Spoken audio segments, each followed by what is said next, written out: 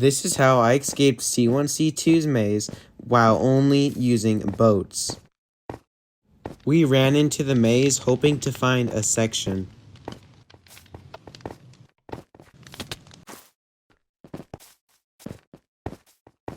We had found section 3. This section was flooded, so C1C2 gave us all boats.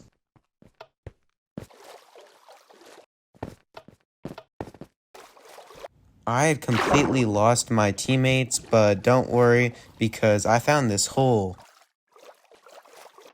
I then was reunited with my team, but then I left them because I wanted to go farther into the maze.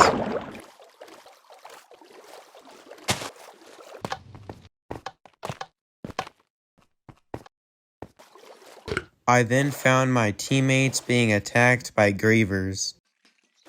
I just didn't feel like helping them.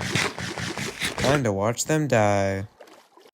Section 8 had just opened and my team decided that we would try to climb these vines. We decided to place boats on the vines to get up there. This vine was too short. We then found another vine that we would climb and hopefully get on top of the maze. I kind of fell. But that's okay because I climbed it up again.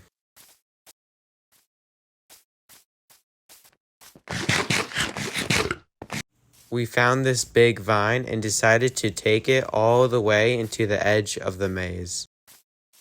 Hopefully it led to the edge of the maze. And it did. We found the edge of the maze. We didn't know how to get down it.